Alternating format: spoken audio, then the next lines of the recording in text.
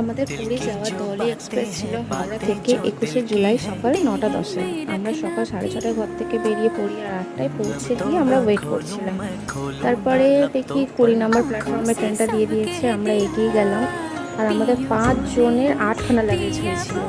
আর দাঁড়িয়ে দাঁড়িয়ে আমরা পিসিদের জন্য অপেক্ষা করছিলাম, এখনো এসে পৌঁছায়নি। তারপর পিসিরাও আসলো, তারপরে ট্রেনটাও ঢুকে গেল। আর হঠাৎ করে আমাদের প্ল্যানিং হয়েছিল বলে স্লিপার পাইনি, তাই 2 সিটার সিট পেয়েছিলাম।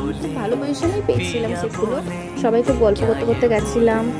এই সামনে বসে আছে দিদি, দিদি 2 মেয়ে, আর সামনে যে মাঝখানে বসে আছে ওটা আমাদের নাতনি।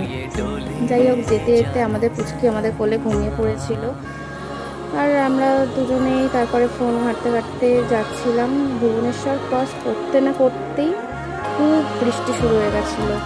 আর ট্রেনটা পুরীতে ঢোকানোর কথা ছিল 6টা 15, কিন্তু 2 ঘন্টারও বেশি লেট ছিল ট্রেনটা। যাই হোক, আমরা সব লাগেজ নামিয়ে বসেছিলাম যে কখন ওখানে পৌঁছবো। আর ভালো লাগছে না ট্রেনের মধ্যে বসে থাকতে। তারপর দেখতে দেখতেই পুরীতে ট্রেনটা ঢুকলো। দেখতেই পাচ্ছ খুব বৃষ্টি হচ্ছিল, তাই তারপরে আর কোনো ভিডিও করতে পারিনি।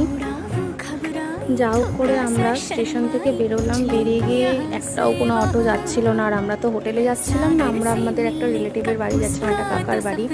তারপরে যা হোক করে একটা অটোতে উঠলাম, পুরো ভিজে কাদা। তারপরে ওই জন্য আর কোনো ভিডিও করা হয়নি।